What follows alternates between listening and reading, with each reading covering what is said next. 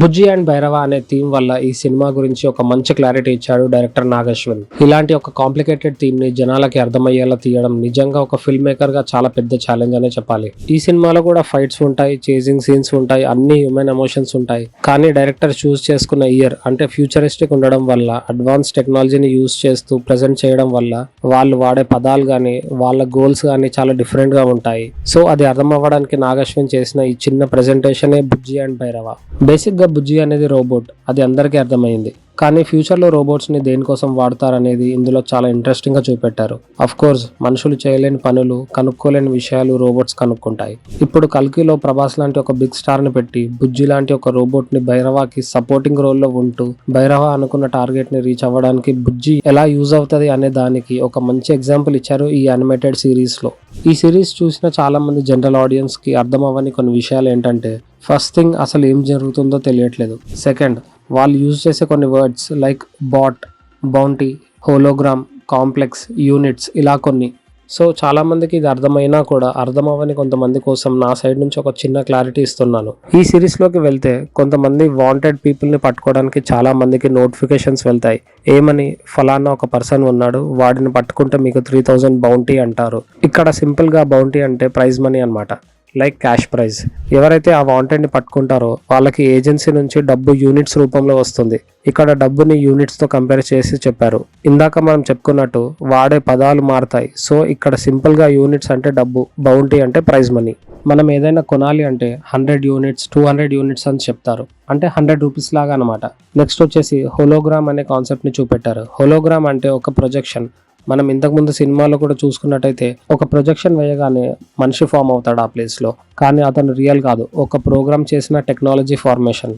ఇవి ఎందుకు చూపెట్టారు ఈ సిరీస్లో అంటే, ఇప్పుడు ఆ వాంటెడ్ అంటే బౌంటీని పట్టుకోవడానికి వెళ్ళిన వాళ్ళని డిస్ట్రాక్ట్ చేయడానికి ఆ క్రిమినల్ క్రియేట్ చేసిన హోలోగ్రామ్ అది. అంటే పట్టుకోవడానికి వెళ్ళిన వాళ్ళకి అడ్డుగా వచ్చి వాళ్ళని డిస్ట్రాక్ట్ చేయడానికి యూజ్ చేస్తారు.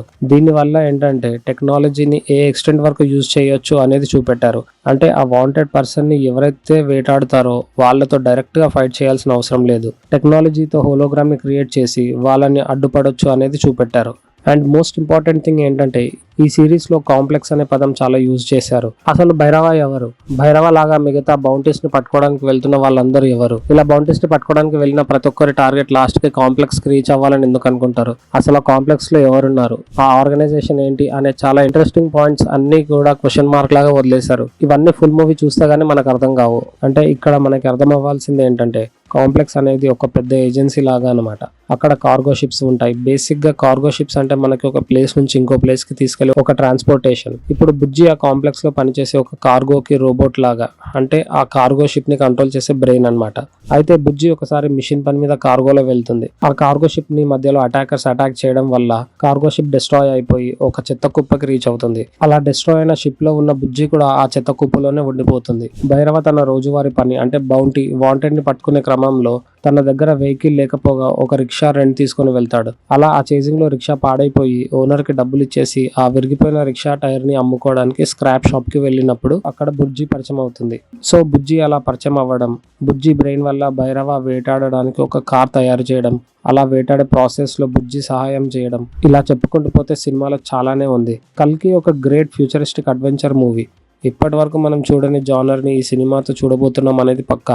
సో నెక్స్ట్ అసలు కల్కి మూవీలో మైథలాజికల్ ఆస్పెక్ట్ని ఎలా చూపిస్తారు, జనాలు ఎలాంటి ప్రాబ్లమ్స్ ఫేస్ చేస్తారు, అప్పుడు భైరవ కల్కి అవతారంలో ఎలా ఫైట్ చేస్తాడు అనేది మోడర్నైజ్డ్గా చాలా అడ్వాన్స్డ్గా చూపెట్టే ఒక great experimental and high and quality విఎఫ్ఎక్స్తో చూడడం చాలా థ్రిల్లింగ్ ఎక్స్పీరియన్స్ అవుతుంది. అండ్ కమల్ హాసన్ గారి క్యారెక్టర్ ఎలా ఉంటుందనే క్యూరియాసిటీ కూడా చాలా ఇంట్రెస్ట్ని క్రియేట్ చేస్తుంది. ఓవరాల్గా ఈ యానిమేటెడ్ సిరీస్ వల్ల జనాలకి ఈ సినిమాపై ఇంట్రెస్ట్ చాలా పెరిగిందని చెప్పాలి. ఇలాంటి ఇంట్రొడక్షన్ అంత మంచి యానిమేషన్ తో చూపెట్టడం నిజంగా నాగశ్విన్ అండ్ టీమ్ అందరికీ ఒక పెద్ద thanks. Great efforts. Stay tuned for more filmy బాతాఖాని.